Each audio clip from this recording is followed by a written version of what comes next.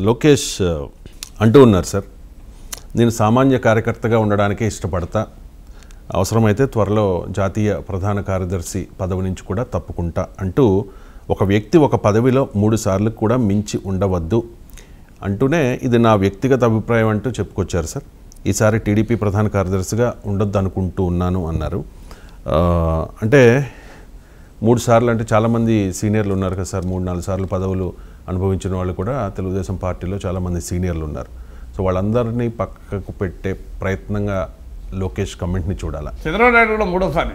అవును sir, 95 to 99, 2014 to 19. అంటే 4వ సారి చంద్రబాబు నాయుడు వెంటనే ఇమీడియట్గా చంద్రబాబు నాయుడు రాజీనామా చేయాలి. లోకేష్కి ముఖ్యమంత్రి వెళ్ళిపోవాలి. ఎందుకంటే 3 times అయిపోయింది కదా చంద్రబాబు నాయుడుది, ఇది 4th time కదా. ఎక్సెప్ట్ చంద్రబాబు నాయుడు అని చెప్పలే కదా ఎక్కడ, ఎక్సెప్ట్ చంద్రబాబు నాయుడు అండ్ లోకేష్ అని చెప్పలే.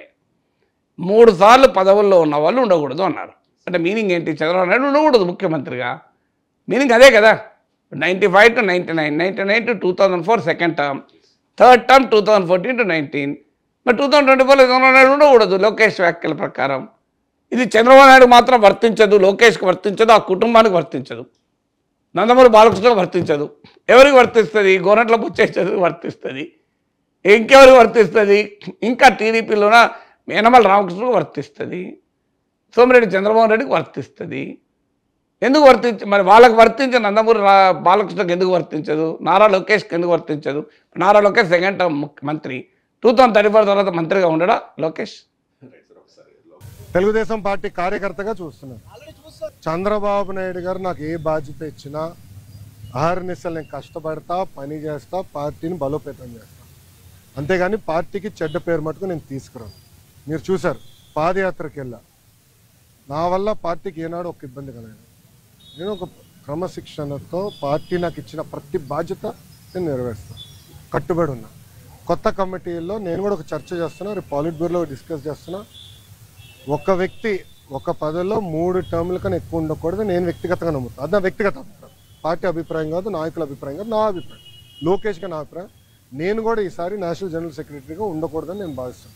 ఎందుకంటే 3 టర్ములు నేను అక్కడనే ఉంటున్నాను, వేరే వాళ్ళు కూడా అవకాశం రావాలి.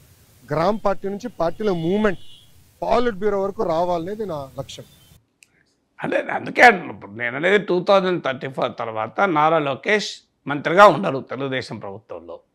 అంటే ఇది బ్యాక్ టు బ్యాక్ కదా సార్, అంటే 3 సార్లు అయ్యారు కదా కంటిన్యూస్గా కాదు. బట్ ఏదైనా కానివ్వండి, నందమూరి బాలకృష్ణ ఎన్నిసార్లు అయ్యారో నాకు తెలియదు. 3 సార్లు 3 సార్లు అయిపోయిందా ఎమ్మెల్యేగా? అయితే ఉండకూడదు ఎప్పుడైనా. అంటే ప్రజల నుంచి గెలిస్తే అబ్జెక్షన్ ఉండదేమో అది అంటే పార్టీ పదవులు, పార్టీ అంటే ఆయన అనలేదు కదా పదవుల్లో అన్నాడు, ఒక పదవిలో అన్నాడు. ప్రజల నుంచి గెలిచినా పార్టీ టికెట్ ఇస్తేనే గెలుస్తారు కదా. ఇప్పుడు కాంటెక్స్ట్ ఏంటి? కొత్త వాళ్ళు రావాలన్న కాంటెక్స్లో అన్నారు. అంటే కొత్త వాళ్ళు పార్టీ పదవులు ఉండాలి కానీ ఎమ్మెల్యేలు ఉండద్దా? ఇప్పుడు లోకేష్ చెప్పిన స్పిరిట్ కరెక్ట్, అది లోకేష్ 100% కరెక్ట్ చెప్పాడు. ఆ స్పిరిట్ ఉండాలి ఎక్కడైనా కూడా. మీరు 3 సార్లు ఒక ఎమ్మెల్యేగా ఉండి మళ్ళీ 4వ సారి 5వ సారి 6వ సారి 7వ సారి అతనే ఉంటే నీకు పార్టీలో పనిచేసేటువంటి దిగువ శ్రేణి కార్యకర్తలకు నాయకులకు ఏం ఉత్సాహం ఉంటుంది? అందువల్ల లోకేష్ చెప్పిన విధానం ఒక్క తెలుగుదేశానికే కాదు అన్ని పార్టీలకు ఉపయోగం. ఇవాళ భారతీయ జనతా పార్టీ ఇంత లైవ్గా ఉంది అంటే కారణం ఎప్పటికప్పుడు కొత్త జనరేషన్ తీసుకొస్తుంది. మీకు 20 ఏళ్ల క్రితం జేపీ నడ్డా తెలుసా మనకు? అసలు 20 ఏళ్ల క్రితం అమిత్ షా తెలుసా మనకు? సో మీరు ఎల్కే అద్వానీ, మురళీ మనోహర్ జోషి, ఆ జనరేషన్, నరేంద్ర మోడీ ఈ జనరేషన్, ఇప్పుడు మళ్ళీ జేపీ నడ్డా, బిఎల్ సంతోష్, ఎవరైనా ఎప్పటికప్పుడు మీకు కొత్త నాయకత్వాన్ని తీసుకొచ్చుకుంటూనే ఉంటుంది. చూడండి మీరు, అందుకే బీజేపీ ఇంత లైవ్లీగా ఉంది. అందువల్ల ఈవెన్ కమ్యూనిస్ట్ పార్టీలో కూడా అసలు నాయకులు అంత తొందరగా మారిన కమ్యూనిస్ట్ పార్టీలో కూడా వాళ్ళు ఒక రూల్ పెట్టుకున్నారు, సిపిఎం రాష్ట్ర కార్యదర్శిగా కూడా జాతీయ కార్యదర్శిగా కూడా 3 సార్ల కన్నా ఎక్కువ ఉండకూడదు అని. 3 times అయితే మళ్ళీ కార్యదర్శిగా ఉండకూడదు.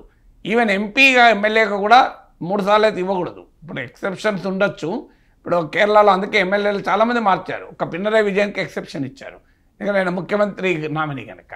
అందువల్ల లోకేష్ చెప్పిన ప్రిన్సిపల్ 100% కరెక్ట్. పార్టీలో నిరంతరం ఆయన చాలా మంచి మాట చెప్పాడు. ఒకటి, గ్రామ స్థాయి నుంచి పొలిట్ బ్యూరోకి రావాలి అన్నాడు, కరెక్ట్ మాట. అన్ఫార్చునేట్లీ తెలుగుదేశంలో ఏమవుతుంది, గ్రామ స్థాయితో సంబంధం లేదు. ఎవరు సూట్ కేసులు ఎవరైతే బాగా ఉంటాయో వాళ్ళు లీడర్లు అయిపోతున్నారు, ఎంపీలుగా ఎమ్మెల్యేలుగా సడన్గా విదేశాల నుంచి వచ్చి లీడర్లు అయిపోతున్నారు కదా. సడన్గా బాగా డబ్బున్న వాళ్ళు గ్రామ స్థాయి నుంచి వస్తున్నారా? మంత్రులు అయిపోతున్నారు కదా. నేను పేర్లు చెప్పకూడదు కానీ గ్రామ స్థాయికి నుంచి రాజకీయం చేసుకుంటూ వచ్చి మంత్రి అయినరా, లేకుంటే పార్టీకి రకరకాల రూపాల్లో సహకారాలు అందించి మంత్రులు అవుతున్నారా, ఎంపీలు అవుతున్నారా? మీరు లెక్కలు పేర్లు తీయండి. అందువల్ల లోకేష్ చెప్పిన స్పిరిట్ కరెక్ట్. గ్రామ స్థాయి నుంచి పొలిట్ బ్యూరో వరకు రావాలి. పార్టీ పదవులే కాదు, ఈవెన్ పార్టీ పదవులు అంత ముఖ్యం కాదు. మన అందరికీ తెలుసు పార్టీ పదవులు ఏముంటుంది. జిల్లా పార్టీ అధ్యక్షుడికి చెప్పుకోవడానికి మనకు వస్తాయి తప్ప మెయిన్ పదవులు అంటే పార్లమెంటరీ డెమోక్రసీలో ఎమ్మెల్యేలు ఎంపీలు కదా. ఎమ్మెల్యేగా 3 సార్లు ఎందుకు ఉండాలి, ఎంపీగా 3 సార్లు ఎందుకు ఉండాలి? 3 సార్ల తర్వాత కదా, 3 అంటే 15 ఏళ్ళు కదా. 15 ఇయర్స్ మీరే మంత్రిగా ఉంటే కొత్త వాళ్ళు ఎప్పుడు ట్రైన్ అవుతారు, కొత్త మంత్రి ఎప్పుడు ట్రైన్ అవుతాడు? అయితే ఇది కాంటెక్స్ట్. లోకేష్ను డిప్యూటీ సీఎం చేయాలి, లోకేష్ను సీఎం చేయాలి అనే చర్చ జరుగుతున్న సమయంలో లోకేష్ ఈ మాట మాట్లాడడం కొద్దిగా సహజంగానే ప్రశ్న వస్తుంది. చంద్రబాబు నాయుడుకే వర్తిస్తుంది కదా, ఇది ఆయన 3 సార్లు సీఎం అయిపోయాడు కదా, ఇప్పుడు 4వ సీఎంగా ఉన్నాడు కదా అని. కానీ ఫండమెంటల్ ప్రిన్సిపల్గా చూసినప్పుడు లోకేష్ చెప్పింది కరెక్ట్. ఒక పార్టీ నిర్మించే పద్ధతి అదే. ఎప్పటికప్పుడు యంగర్ జనరేషన్ పదవుల్లోకి రావాలి. ఉదాహరణకు అసెంబ్లీ సెగ్మెంట్లో 30 ఏళ్ళు 40 ఏళ్ళు ఒకే మినిస్టర్ ఉంటే, ఒకే ఎమ్మెల్యే ఉంటే, ఇక నెక్స్ట్ ఆ పార్టీలో ఆస్పిరేషనల్ లీడర్స్ వాళ్ళు ఎటుపోవాలి, టాలెంటెడ్ లీడర్స్ వాళ్ళు ఇంకో పార్టీలోకి వెళ్ళిపోతారు. వాళ్ళు అక్కడ అవకాశమే రాదు కదా. ఈ ఎమ్మెల్యే పల్లెకి మూసుకుంటూ కూర్చోవాలి ఎల్లకాలం. అందువల్ల వటవృక్షాలాగా మారిపోయారు తెలుగుదేశం పార్టీలో. అలా అయితే చంద్రబాబు నాయుడు గారు నెక్స్ట్ ఎమ్మెల్యేగా కూడా పోటీ చేయకూడదు సార్. అంటే మరి ఆ ఎక్సెప్షన్ ఇస్తారు. చంద్రబాబు నాయుడు, లోకేష్, నందమూరి బాలకృష్ణ, ఇప్పుడు దాంట్లో ఎక్సెప్షన్ ఉంటుంది కదా. ఇప్పుడు బీజేపీలో కూడా యడియూరప్పకి ఎక్సెప్షన్ ఇవ్వలేదా? 75 ఇయర్స్ ఆడితే బీజేపీలో ఉండకూడదు, కానీ ఎక్సెప్షన్ ఇచ్చారు కదా. 78 నరేంద్ర మోడీకి ఎక్సెప్షన్ ఇస్తున్నారు కదా ఇప్పుడు.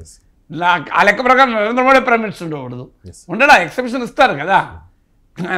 ఎక్సెప్షన్ ఇప్పుడు తెలుగుదేశంలో కూడా చంద్రబాబు నాయుడుకి కూడా వర్తిస్తే కష్టం కదా, లోకేష్కి వర్తిస్తుంది అంటే కష్టం కదా. వాళ్ళకి వర్తించదు, బయట వాళ్ళకి వర్తిస్తుంది. ఈ క్వశ్చన్ అనివార్యంగా వస్తుంది.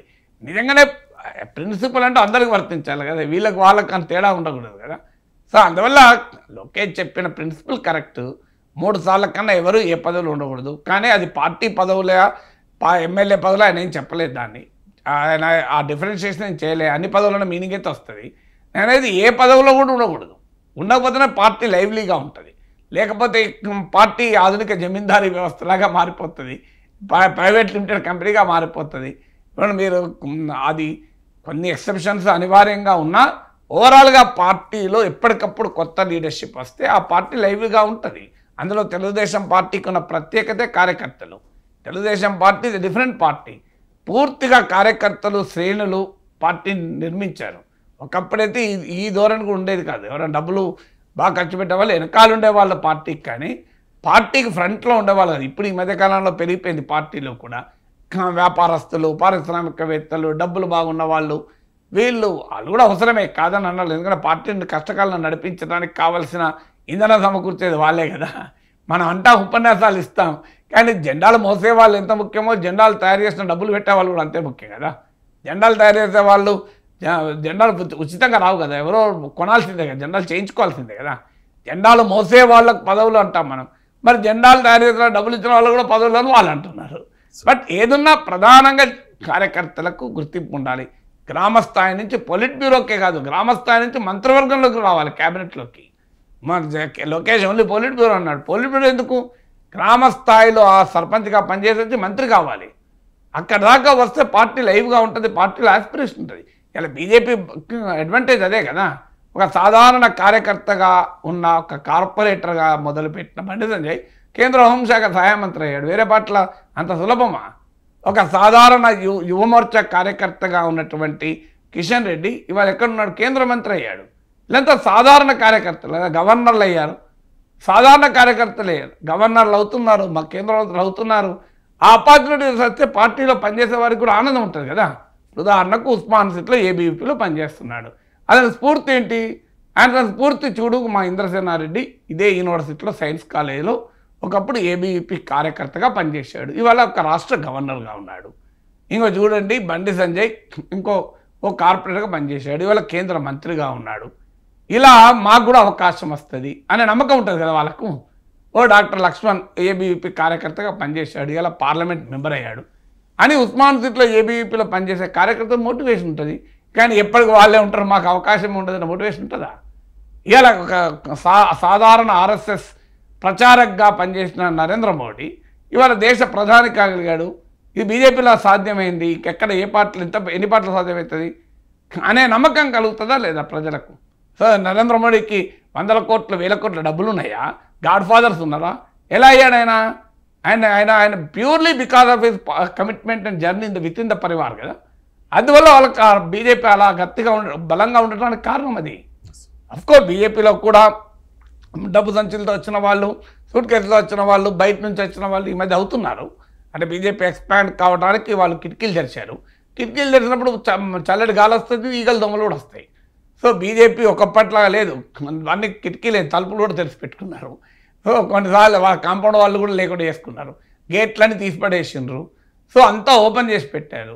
ఓపెన్ చేసి పెట్టారు కనుక గాలి వస్తుంది, అదే సమయంలో ఈగల దొంగలు కూడా వస్తున్నాయి. ఆ బాధలు అనుభవిస్తున్నారు. కానీ but fact remains, largely BJP కింది స్థాయి నుంచి ఏబీవీపీ ఇతర ఆర్ఎస్ఎస్ శ్రేణుల్లో పనిచేసిన వాళ్ళే కదా వాళ్ళు బీజేపీలో ఈ స్థాయిలో నాయకులు, కేంద్ర మంత్రులు, గవర్నర్లు, రాష్ట్ర మంత్రులు, ముఖ్యమంత్రులు వీళ్ళంతా అవుతున్నారు అంటే కార్యకర్తకు ఆ స్ఫూర్తి ఉంటుంది కదా, నేను కూడా కాగలుగుతా.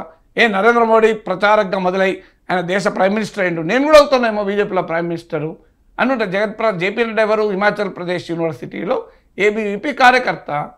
హిమాచల్ ప్రదేశ్ యూనివర్సిటీలో ఏబీవీపీ కార్యకర్తగా మొదలై ఇవాళ దేశంలో పార్టీకి అధ్యక్షుడు, కేంద్ర మంత్రి అయ్యాడు. ఆ కాన్ఫిడెన్స్ ఇప్పుడు హిమాచల్ ప్రదేశ్ యూనివర్సిటీలో ఉస్మాన్ సిటీలో పనిచేసే ఏబీవీపీ కార్యకర్త అనిపిస్తుంది కదా, నేను ఇవాళ ఏబీవీపీ జెండా పట్టుకుంటే, ఆర్ఎస్ఎస్ జెండా పట్టుకుంటే నేను కూడా రేపు పార్టీ అధ్యక్షుడు అవుతానేమో, అది స్ఫూర్తినిస్తుంది. అందువల్ల ఖచ్చితంగా నారా లోకేష్ అన్నది కరెక్ట్. పార్టీ దిగువ శ్రేణి నుంచి నాయకులకు అవకాశాలు ఉండాలి. ఒక్కరే కూర్చొని మానోపలైజ్ చేయడం అనేది కరెక్టే కాదు. రైట్.